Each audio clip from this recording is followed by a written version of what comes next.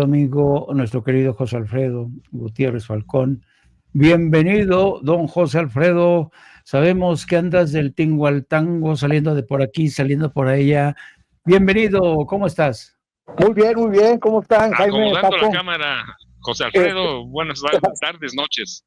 Así es, pues bueno, estamos acá en la Ciudad de México haciendo algunas cositas interesantes, pero déjenme les comento que visité una tienda de autoservicio en San Miguel antes de venirme para acá, y entonces pues percibí que estaba lleno, pero a reventar este establecimiento, y entonces tomé una foto de este lugar y lo subí a mis redes sociales, y de inmediato empezó a viralizarse y le puse un texto que dice así, dice lloviendo o sea, lloviendo y a finales de quincena y la comer a reventar. Signo irrefutable de que hay dinero circulando. Así son los nuevos tiempos de la 4T. Pues bueno, esta foto y este texto enardeció a muchas personas, y otras pues lo apoyaron. En Facebook, hasta que lo chequé al mediodía, llevaba más de 2,500 visualizaciones, y en X, antes Twitter, más de 31,000 visualizaciones. Entonces, muchos comentarios que me hicieron en estas publicaciones, pues es de que la 4T no tenía nada que ver en eso, que le ponían cualquier tipo de pretexto, pero sin reconocer que la 4T tenía que ver en esto. Entonces, pues bueno, esto me llevó a investigar, porque pues es bonito investigar una cosa tan sencilla, por qué causa tanto ardor y tanto apoyo por otra parte.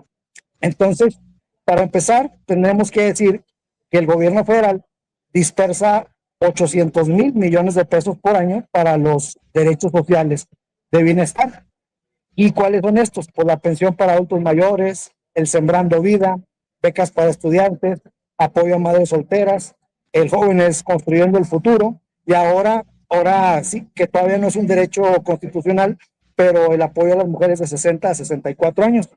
Entonces, por ahí tenemos que hay un ingreso, pues que antes definitivamente no lo había, una derrama de 800,000 millones de pesos.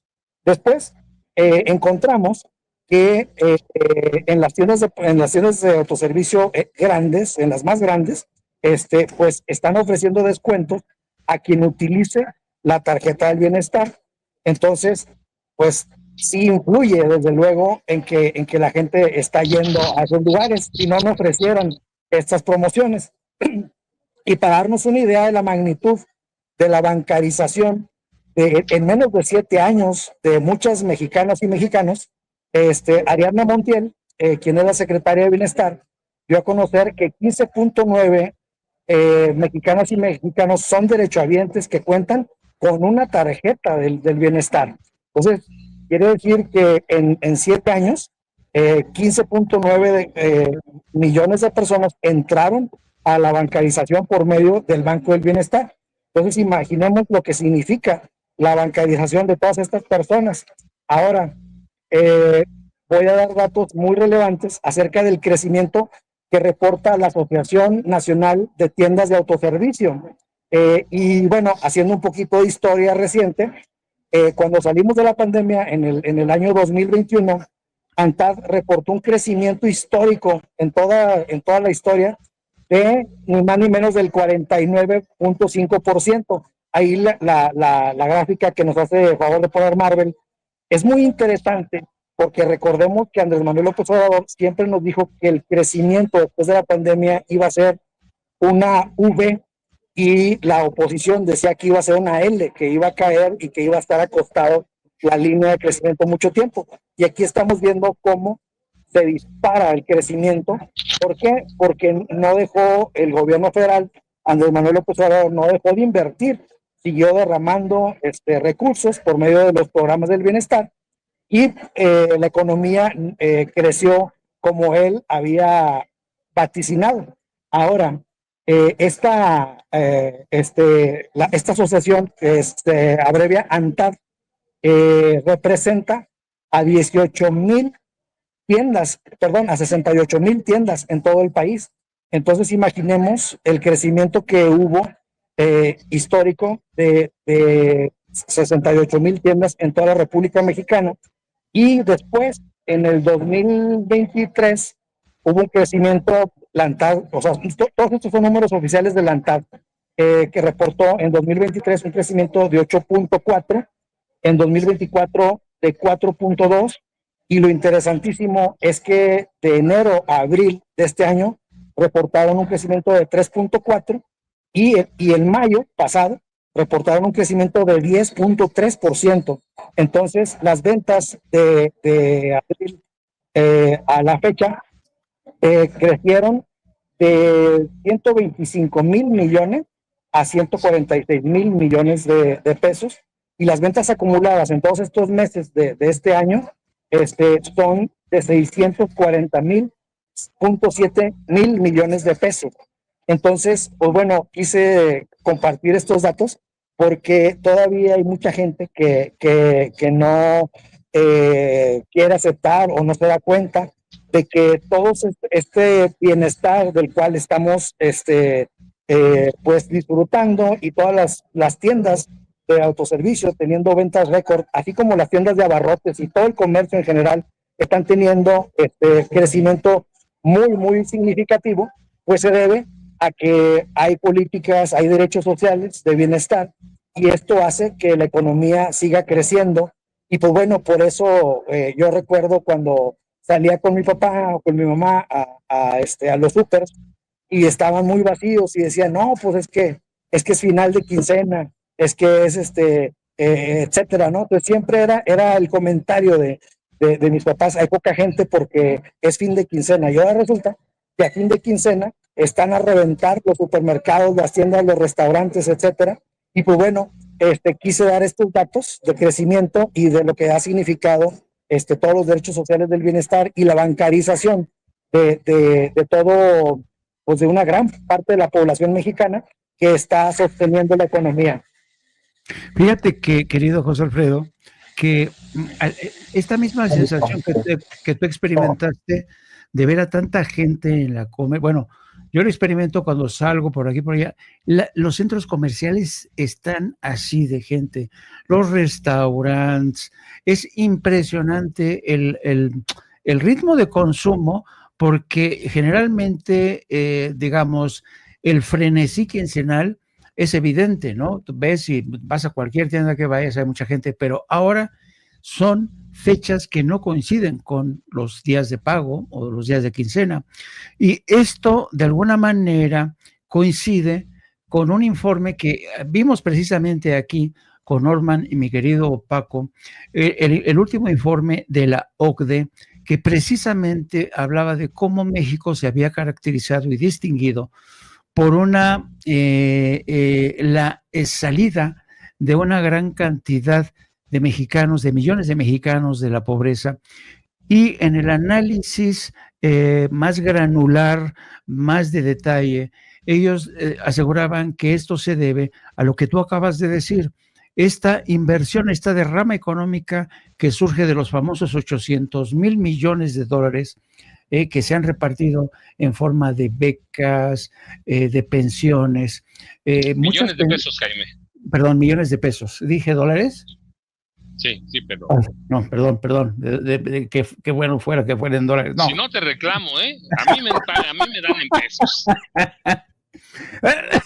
En millones de pesos es la clave por la cual millones de mexicanos han salido de la pobreza. Claro, este reporte señala que ha sido esta derrama económica, los programas de corte social, los que han permitido que haya circulante, haya familias que coman mejor, que compren más cosas, ¿no? Y entonces es muy interesante, ¿no? Ahora, claro, la derecha siempre te va a cuestionar el tema de las pensiones y las becas, porque te va a decir, sí, por eso votan por ti, por eso votan por Morena, les das pan para hoy y va a ser hambre para mañana. Pero no es así, no es así. Y yo creo, y comentábamos en el pasado programa, que de hecho las pensiones no contributivas, es decir, la pensión de carácter universal, hayas cotizado o no, son pensiones no contributivas, son desde mi punto de vista una de las señas de identidad de un modelo socialdemócrata, un modelo de corte más humanista que no vas a encontrar ni en Estados Unidos ni en otros países del mundo. Todavía quedan algunos países en la Unión Europea que tienen este modelo de corte socialdemócrata: Finlandia, Suecia, en su momento Alemania, España.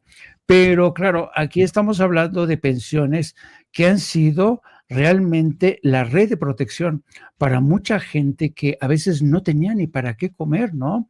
Entonces yo creo que es realmente impresionante. Y ¿sabes qué? Si tenemos en cuenta que somos un país de más de 100 millones, somos que 120 por ahí, ¿no?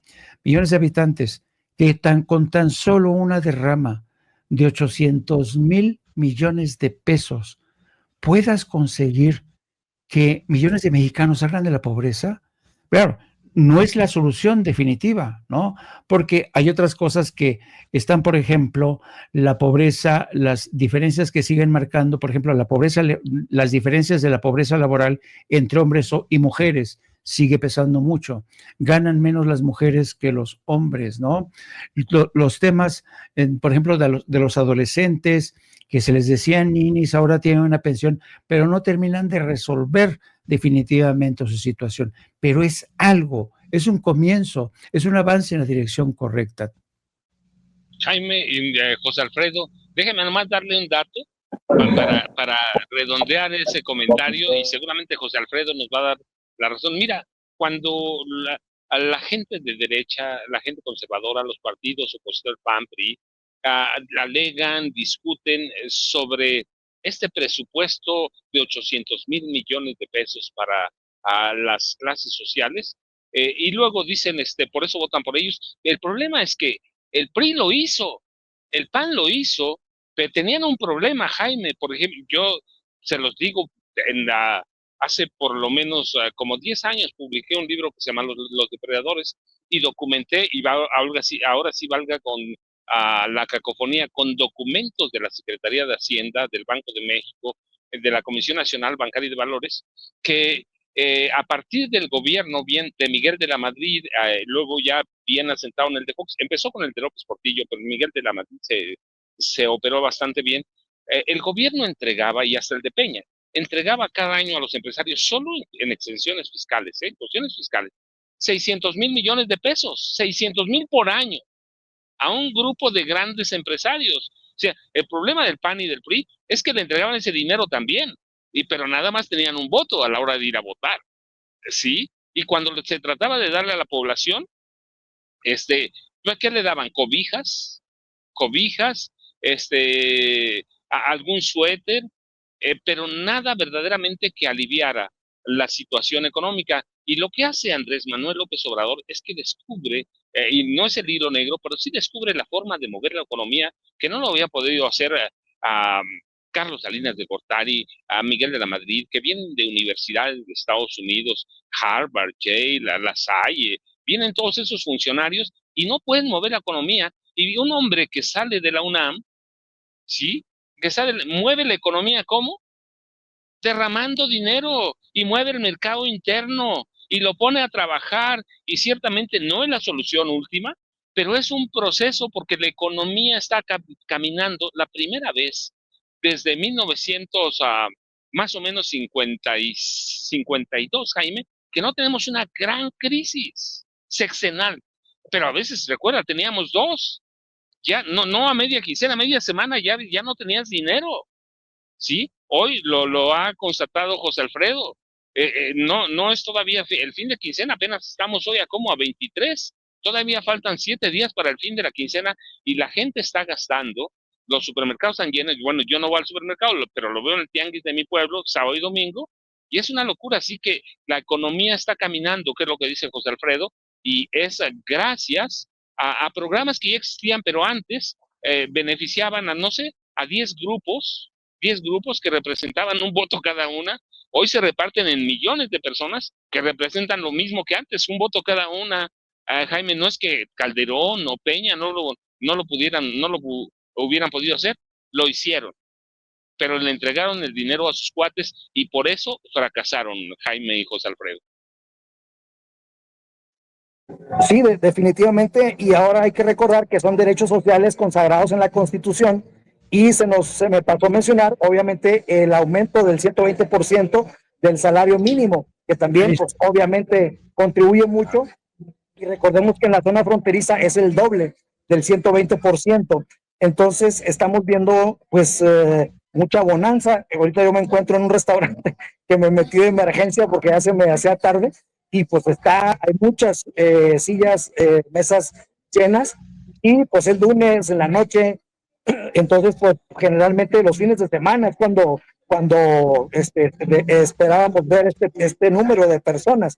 Entonces, pues es una reflexión muy interesante que nace de una publicación que hice en las redes, y que vi cómo se encendieron los ánimos tanto de un lado y otro, y entonces muchas veces la gente no reflexiona acerca de qué es lo que tuvo que haber pasado en el país para que tuviéramos este movimiento de la economía en tiendas, en restaurantes, en hoteles, en gente viajando al Tren Maya, gente viajando en Mexicana de Aviación. Es decir, es todo una cosa nueva.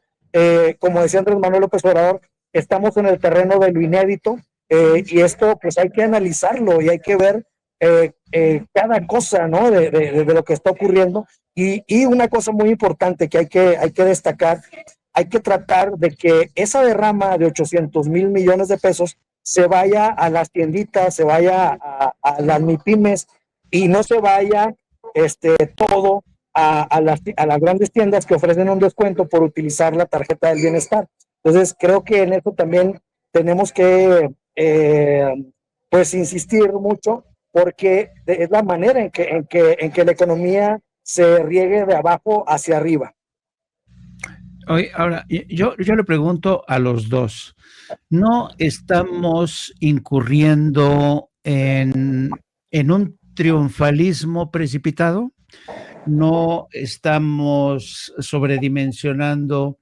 O sea, porque esto no me atrevo a llamarlo milagro económico. Sí, las cosas están yendo bien, hemos sorteado la pandemia, hemos sorteado las crisis que han venido a la par con el inicio de la presidencia de Donald Trump, pero no estamos siendo demasiado triunfalistas, amigos. Paco. A ver, yo les digo, mira, sí y no, Jaime. Primero sí hay que ser triunfalistas, porque yo te lo pongo, yo vivo en un pueblo, tú lo sabes. Sí. Yo o vivo en este pueblo o vivo otro mucho más lejos con gente igual en la pobreza, que no, en la que no va al supermercado. Tengo amigos, la mayoría son pobres, gente pobre, verdaderamente. Hasta hace muy poco no tenían qué comer, Jaime. Nada, absolutamente nada. Y es gente que trabajó toda su vida para este país. Trabajó en el campo, trabajó en el campo, nos dio de comer. La cuestión es, ¿merecen o no tener una pensión hoy? Aunque sea 3,000 pesos, pero si ya son el esposo y la esposa, ya son 6,000 pesos mensuales. ¿Qué van a hacer? Van a salir a gastar aquí en México, en las tienditas de mi pueblo. Lo mismo que hago yo les digo, yo voy el sábado al tianguis, voy el domingo al tianguis. Esas gentes en millones no tenían nada y se lo merecía, tenían que trabajar, ¿sí? Y trabajaron en el campo y trabajaron en algunas empresas que no les pagaban nada o tenían sus comercios. Entonces, ¿qué hacen? Están moviendo la economía, están moviendo. Los jóvenes, ¿tienen derecho o no los jóvenes? Sí, yo he sostenido discusiones, no sabes con cuánta gente, incluso aquí en mi pueblo, que dicen, pero mira, está tomando, pues sí, que vaya un día, que tenga algo para diversión, para entretenimiento, para cultura, para que se compre, pero luego le señalo, pero mira, el señor de la panadería, que es mi vecino, por cierto, y que hace un pan riquísimo, tiene a 3 trabajadores becados, a 3, y por lo menos a 3 por por época, porque son ciertos meses los que tienen que cumplir. Sí. Ahí los tiene, y yo conozco ya muchos que están vendiendo pasteles, están haciendo pan en su casa. Es decir, sí es parte de una solución. Otros están estudiando. ¿Es definitiva? No. Hay que crear empleos, hay que preparar a la gente, hay que dar otras salidas, pero no teníamos nada. Y ese dinero estaba ahí enriqueciendo a gente que ya de por sí era millonaria. que no aporta nada para este país. Sí, Cierto. la mayor parte de empleos de este país no lo crean los grandes empresarios, Jaime, los medianos. José Alfredo nos puede desmentir o no, pero los pequeños y medianos empresarios son los que crean empleos.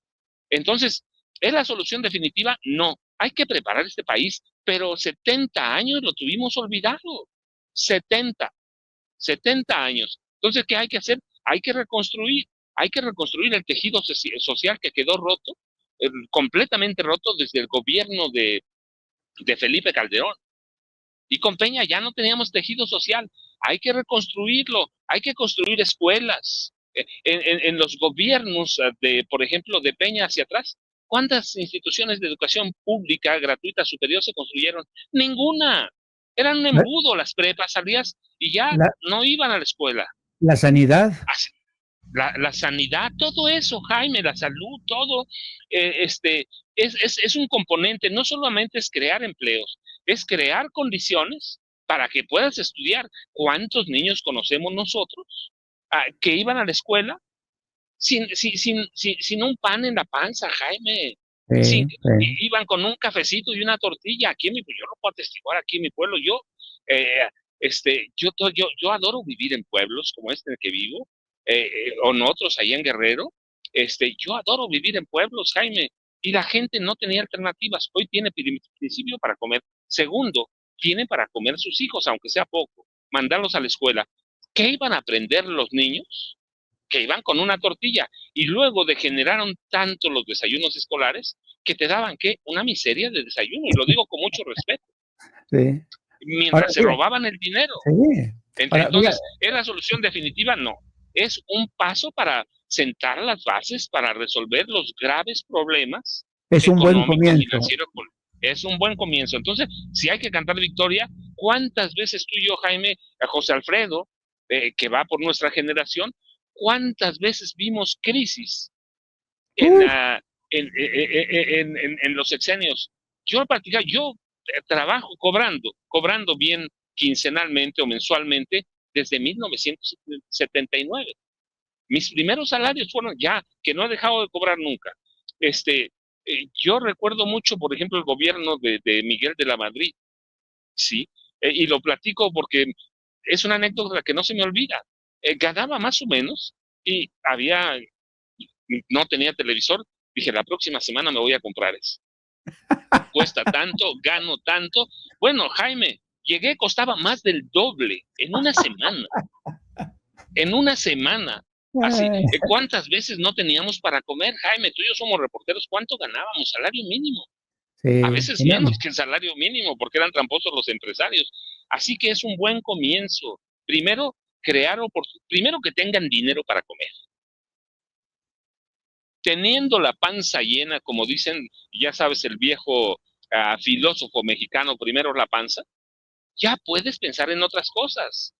Luego, una vez que tienes algo en el estómago, los campesinos, los adultos pueden mandar a sus hijos o a sus nietos a la escuela, a la primaria, con algo que comer. Así pueden aprender de cuánto es la deserción escolar, justamente por eso. Entonces, para mí, esa sí es un buen inicio. Yo he vivido siempre en pueblos y me gusta vivir en pueblos pobres. Yo veo cómo la gente luchaba por conseguir algo para la quincena. Hoy tiene, si nada más es uno, tiene 6,000 pesos bimestrales, 3,000. Si lo vas pichicateando, más o menos vas a tener para comer. Si tienes a la esposa también y algún sobrino, a un hijo que tiene beca, Jaime, ya tienes para comer. Y eso Sí. sí marca una diferencia en este país, tener dinero para comer. ¿La merecen o no? Yo insisto, esa gente, los adultos mayores que reciben pensión, se la merecen de toda la vida. Campesinos, artesanos que nunca tuvieron seguro social, que nunca supieron nada, trabajaron para este país, Jaime. Periodistas Comerciantes hambreados. periodistas hambreados. Bueno, esos son millonarios, Jaime. Son millonarios. Así que lo merecen si se mueve la economía, pues lo dice José Alfredo al inicio de su programa, que es el programa de José Alfredo Gutiérrez Falcón, lo dice, se está moviendo la economía. Cuando Y, ade- mueves la economía, hay dinero. Y El además, gobierno puede comprar, Jaime. Sí. y además, como dice el José Alfredo, está garantizado por la Constitución. ¿No, Es. José Alfredo? Así es, y complementando lo que decía Paco, por ejemplo, de las escuelas, recordé ahorita el programa La Escuela es Nuestra, en donde el dinero le llega directamente a los padres de familia, a los comités, y puede ir desde 150 hasta 250,000 pesos, dependiendo el número de alumnos. Entonces, esto también genera que fluya el recurso, porque ahí mismo compran los materiales de construcción, ahí mismo compran todo a los alrededores, y se embellecen las escuelas y se evita la deserción. Tuve la oportunidad de dar un recorrido por el Tren Maya, pero me metí a los poblados de una estación que se llama Limones Chaxoven, y ahí en Limones vi muchas escuelas preciosas, bonitas, que totalmente reconstruidas con dinero de programas de la escuela nuestra, y tuve la gran satisfacción de entrevistar a los padres de familia, padres y madres de familia, y que estaban orgullosísimos y me presentaban las cuentas clarísimas de en qué se había invertido.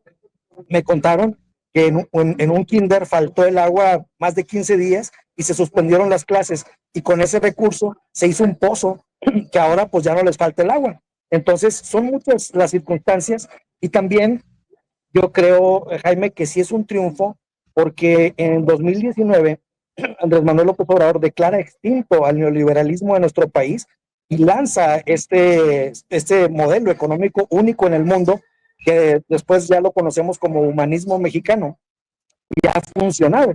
Es decir, el hecho de que haya funcionado es un triunfo en sí mismo, y que nos hayamos revelado ante el mundo y haber dicho en México se acabó el neoliberalismo y que lo hayamos cumplido es un gran triunfo. Ahora, en mi libro 4T menciono que ahora el reto, por ejemplo, cuando fui también a la península de Yucatán a hacer recorridos en el Tren Maya, también en Limones Chachoven vi muchos huertos de guanábana, de aguacate, etcétera. Y entonces lo que yo decía en mi libro en aquel entonces es que le teníamos que encontrar mercado a todo lo que se fuera a cosechar en 2 o 3 años, y eso ya está sucediendo. Entonces, el buen principio fue pues darles el recurso para que sembraran los árboles maderables y frutales, pero ahora el reto, la continuación, es encontrarle mercado a esos productos y hacer subproductos de esos mismos productos. Es decir, por ejemplo, un valor agregado importantísimo para la fruta y para la verdura es la deshidratación. Una vez deshidratados, se pueden hidratar en la cocina y toman su pues, consistencia natural, pero además de eso, aumentan su valor muy considerablemente al estar y ya no se echan a perder. Entonces, el reto está en encontrarle ya la continuación a lo que está empezado. Entonces, como dice Paco, es un buen comienzo en ese sentido, pero pues ahora la responsabilidad es darle continuidad para que se genere todavía más riqueza con lo que ya se empezó a hacer. Pues, Déjeme nomás, Jaime, sí. darles complementar, ¿sí? Ustedes recuerdan el sexenio de Enrique Peña Nieto, que no hace mucho, ¿sí? Aquel que decía, faltan 2 minutos para llegar, no, menos, como 5, ¿sí? Pero, ¿recuerdan a cuánto estaba el salario mínimo? 80 pesos. Yo recuerdo una vez que aumentaron 4 pesos, y el tipo se vanagloriaba de aumentar 4 pesos el salario mínimo. Y luego, mira, la lucha contra la pobreza fue improvisación, programas confeccionados a la limón, había codicia de los funcionarios, ¿no? No hay seguramente, había privilegios exagerados, despilfarro, complicidad en las prebendas. Carlos Salinas de Gortari creó Solidaridad en 1997. ¿Qué resolvió? Nada, absolutamente. Lo único que hicieron cambiar de nombre poblaciones para decir, esta ya no es tan pobre. No, pero los pobres los mandaron al municipio nuevo. Eso lo creo, discúlpame, Carlos Salinas de Gortari. En 97,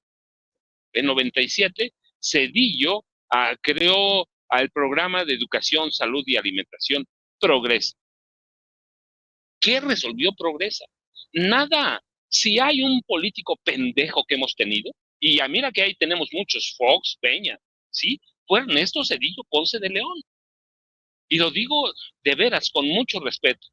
¿Qué hizo Progresa? Nada. ¿Qué solucionó? Entregó este país a Estados Unidos, nos endilgó el Fobaproa, nos endilgó todas las deudas de la iniciativa privada, todas, producto de pillerías. No es que los banqueros hayan invertido bien, que hayan dicho, no, pues mira, se lo prestamos a tal familia y no pagó. No, fue producto de pillerías, de robo de banqueros, empresarios, amigos de amigos, la familia y políticos. Eso fue el Fobaproa. Así que, ¿qué resolvió? No, pues Cedillo resolvió el problema de unos cuantos, sus amigos y él, que es un sinvergüenza ladrón.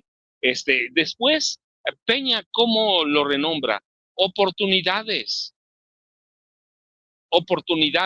Perdón, no, Progresa sustituyó oportunidades sustituyó a pobreza, oportunidades sustituyó a Progresa. Y luego Enrique Peña Nieto lo desapareció y creó Prospera. ¿Qué transformación hubo en la lucha contra la pobreza? ¿Cuántos salieron de la pobreza? Hoy salieron 11 millones. Yo no digo que es perfecto, Jaime. No, yo he comentado los errores que tuvo López Obrador y fuertes. Y mis libros, tengo un libro sobre López Obrador que habla de los errores de López Obrador. ¿Hubo errores muchos económicos? Sí, también. No hubo cambio de régimen, pero sí hubo. Lo que hizo López Obrador, muy astuto, inteligente, es redistribuir la riqueza. Pero la transformación estructural ni tuvo impacto con Peña, ni con Calderón, ni con Cedillo, ni con Fox. Ninguno tuvo un impacto en los niveles de pobreza, Jaime. Hoy, 11 millones. Yo que vivo en pueblos digo, pues si veo a mis vecinos que tienen que comer, sí, digo, para mí es un triunfo. ¿Qué hay que hacer ahora? Bueno, pues consolidar la política de salario mínimo por arriba de la inflación, que alcance, crear nuevos empleos, mantener las pensiones a nivel constitucional y crear un modelo de desarrollo. ¿Cuándo tuvimos un modelo de desarrollo? Es la primera vez en décadas que no tenemos una devaluación, Jaime. La primera vez. Hemos tenido devaluaciones de 3000%. De 3000. Y por eso es mi anécdota de aquel televisor. Sí, Costaba el doble cuando lo quise ir a comprar, Jaime. ¿Cómo escondemos el desprestigio y el fracaso de los presidentes civiles? Porque el llamado desarrollo mexicano fue más aparente, cambiaban nombres de poblaciones. Decían, vamos a crear un plan de 100 días, y llegabas, esta población ya no se llama así. Y te quitaban a habitantes de aquí, los mandaban a la nueva, y decían, esta ya no es la más pobre. Pues no, los habían mandado a otra. Así que había un desarrollo más aparente que real, un engaño producto de un régimen en el que las élites de poder vivían en una microrrealidad, vivían en una burbuja, una trampa que promovía el saqueo del Estado, Jaime y José Alfredo. Fíjese que ahorita me acordé muchísimo de una entrevista que le hice a Rosario Robles cuando estaba al frente del gabinete de Peña Nieto para combatir precisamente la pobreza, con el programa Progresa, ¿no? Bueno, realizó un viaje a Washington con el fin de entrevistarse con los máximos representantes del Banco Mundial, con el Banco Interamericano de Desarrollo, para que le aconsejaran a Rosario Robles qué tipo de programas podía implementar para sacar a millones de mexicanos de la pobreza. Bueno, en un interim, en un paréntesis de su agenda ajetreada, la entrevisté. Y me acuerdo que la primera pregunta que le hice a Rosario Robles fue en este sentido. ¿Le gustaría a usted pasar a la historia como la mujer que fue capaz de sacar de la miseria a los más jodidos de México? Se quedó pensando Rosario Robles, dice, bueno, me gustaría pasar a la historia como la mujer que pasó y que pudo abatir la pobreza. Pues ni una ni otra cosa consiguió Rosario Robles. Pasó a la historia por ser la protagonista principal de la estafa maestra. Estas giras de trabajo que realizaba en Washington, que se gastaban montonal de dinero y además iban de shopping, no sirvieron para un carajo. En aquel entonces, cifras del OCDE aseguraban que había el 25% de los mexicanos jóvenes, los famosos ninis, estaban sin estudios ni trabajo. No pudo hacer nada para abatir la pobreza de esa mujer y pasó a la historia como una gran ladrona, como la gran operadora de la estafa maestra. Y esa clase de gentes, esos partidos políticos, esos gobernantes, ahora se atreven a criticar los planes de lucha de la pobreza de la 4T, que efectivamente han conseguido sacar no a 9, sino a 11 millones de pobres. Hoy vemos los centros comerciales llenos, como nos dice nuestro querido José Alfredo, vemos cómo la gente está contenta, está feliz, y por eso la respuesta quizá para mi pregunta es, si vemos por el espejo retrovisor y vemos qué tan jodidos estábamos durante la época del PAN y del PRI, santo cielo, ahora sí que estamos muchísimo mejor, queridos amigos. Bueno, yo difiero contigo, Jaime, en que Rosario Robles no disminuyó la pobreza, sí la disminuyó, pero la de ella. Efectivamente. Bueno, también voy a diferir contigo, Jaime, ya que se trata de diferir. No pasa a la historia solo por eso, va a pasar a la historia como la amante de Carlos Ahumada Kurtz. No, la verdad es esa, que le prestó dinero para sacar al PRD de la pobreza. Y se corrompieron ambos. Yo recuerdo cuando viajaba en su jet. Wow. Sí, es decir, hay que decirlo, si uno va a hablar de todos los pecados, hay que hablarlos, Jaime. Porque además, no es que Carlos Ahumada Kurtz, si nada más hubieran sido amantes, pues yo digo, es cuestión personal. Y no me meto. Es personal, uno puede tener las amantes que quiera, hacer su vida un papalote. Pero cuando ese hilo delgadísimo se rompe entre lo personal y lo público, Carlos Ahumada Kurtz fue fundamental para asumir al PRD en la corrupción. Más de 400 millones de pesos, y del gobierno que encabezaba Rosario Robles en la Ciudad de México, le dieron contratos en serio en varias delegaciones por órdenes de doña Chayito Robles. Así que le podemos ir buscando, Jaime, pero es ese, hay que diferir. Bueno, una aportación complementando lo que dice el querido Paco. Recordemos el vuelo a Cuba de Ahumada, Rosario Robles y Enrique Arcipreste, del caso del Encino. Iban los tres y llegaron los tres juntitos a Cuba.